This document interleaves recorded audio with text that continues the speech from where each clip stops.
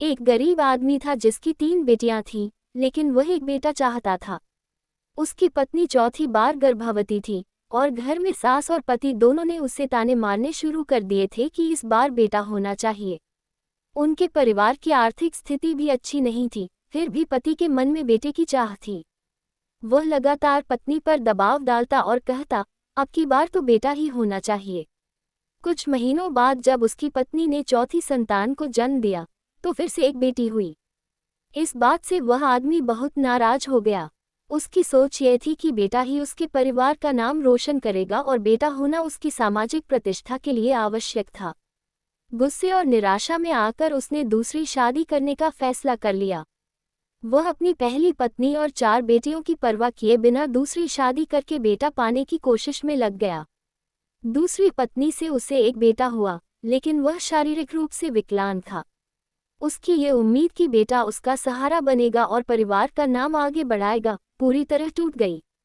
बेटा विकलांग होने के कारण उसकी देखभाल में पूरा समय और मेहनत लगती थी। वह आदमी, जो कभी बेटे की चाह में अपनी बेटियों और पत्नी को नजरअंदाज कर रहा था, अब अपने बेटे की देखभाल में ही फंस कर रह गया। इधर उसकी पहली पत्नी ने अपनी बेटियों को अच्छे संस्कार दिए और मेहनत करके उनकी शिक्षा की व्यवस्था की। बेटियों ने अपनी मां की कड़ी मेहनत और संघर्ष को समझा और खुद को साबित करने के लिए दिन रात एक कर दिया। समय बीतता गया और तीनों बेटियां बड़ी हो गईं।